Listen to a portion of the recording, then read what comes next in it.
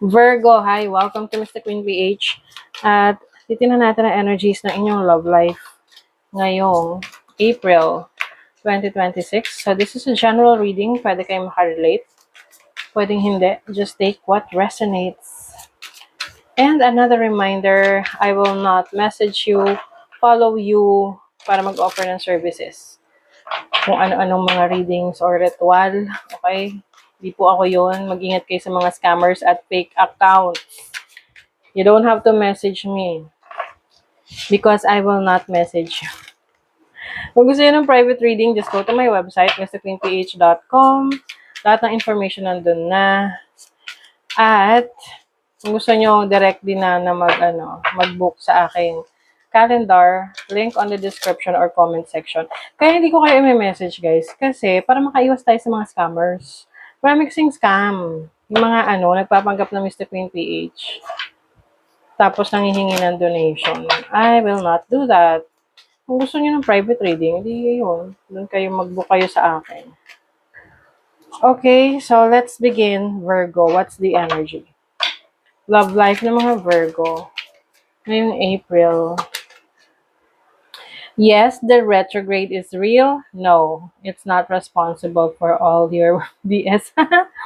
Alam niyo kasi mga Virgo, ay ruled by Mercury. So, syempre, kapag may mga Mercury retrograde, ang pinaka naapektuhan dyan agad ay mga Virgos tsaka mga Gemini. Okay? Kasi both ruled by Mercury. Pero, minsan kasi, sinisisi natin si Mercury retrograde sa mga bad decisions natin. Nagiging excuse na lang yon. Pero ang totoo, hindi natin to pinag-isipan, yung decision. Okay? Kaya nagkamali. Just take accountability and be responsible sa mga decision mo, sa relationship mo, at mga bagay na sinabi mo sa person mo nung panahon ng retrograde. Okay, don't make it a message just because it was inconvenient. May mga inconveniences tayo sa buhay, mga problema, ganyan. Pero I think for some of you, hindi nyo na yung titake na na sign para sa lahat ng mga messages na nare-receive nyo or messages na nababasa nyo, even this video, hindi mo to kailangang i-take as a message para sa iyo dahil may pinagdadaanan kang inconvenience. You also have your own mind, para gamitin mo yan, use your discernment, your judgment, para makapag-decision ka ng best for you.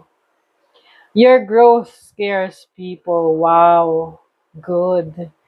Magkakaroon ka ng growth, sa iyong sarili, sa iyong relationship. Pwedeng mas naging mature ka. Marami ka nang naiintindihan ng mga bagay-bagay sa buhay mo. Unlike before, na lagi ka naghahanap ng mali. At yung mali na yon ay ina-analyze mo. Bakit mali? The High Priestess. So, your instinct, mas magiging malakas yung instinct mo, intuition mo, when it comes to decision-making or your judgment pagdating sa relationship. This is your energy, the Hermit. And then, the Ten of Pentacles. So, for some of you, seryoso kayo pagdating sa pakikipagrelasyon. You want a relationship that is stable, walang drama, may sense. Alam mo yun?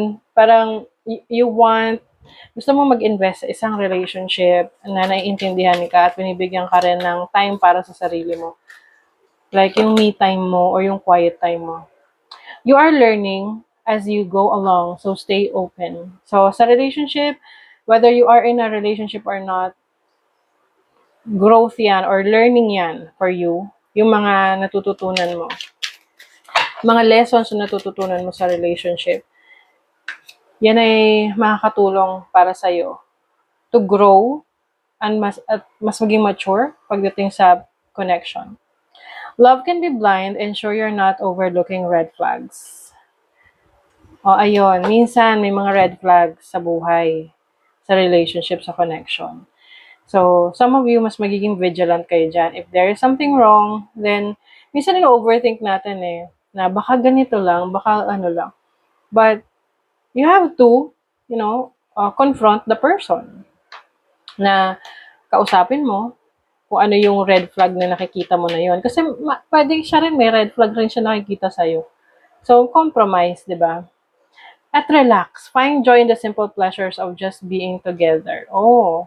Now, some of you, you will, kung nasa relationship ka, meron kayong pagsasamahan ng person mo, like, going out on a date, or even yung mga simple activities together wherein na-enjoy nyo ang isa't isa. Ang importante, yung connection. Happiness, ang importante masaya ka. Your thinking will either make your happiness or take your happiness, you choose. Nasa mindset yan. Ano ba ang iniisip mo para sa relationship nyo? 'Di ba? What will make your person happy? What will make you happy? Sabihin mo para pag hindi niya nagawa, edi kasalanan niya yun. Priorities. The quality of your life is determined by how you spend your time. Make sure your schedule reflects the life you want. O, di ba? Sabi nga napakadali lang naman daw na mag-effort sa relationship. Kung napanood niyo yung napanood ko sa TikTok, yung mga rider sila, magjowa. Tapos, traffic. Tapos, dun sa side na yon sa may parang island, may bulaklak. So, pumitas ng bulaklak si guy. Tapos, binigay niya dun sa girl. O, di ba? Effort. Napaka-simpleng effort, pero so romantic.